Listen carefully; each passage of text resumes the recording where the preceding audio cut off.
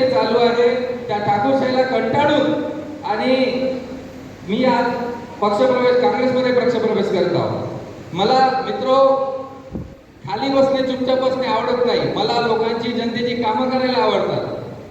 मी तुम्हाला एक सांगतो, मी नगरसेवकाची परिभाषा काय आहे हे नगरसेवकांना कधी कळली नाही, परंतु मी नगरसेवकाच्या पलीकडे जाऊन मी गावाचं काम करण्याचा प्रयत्न केला।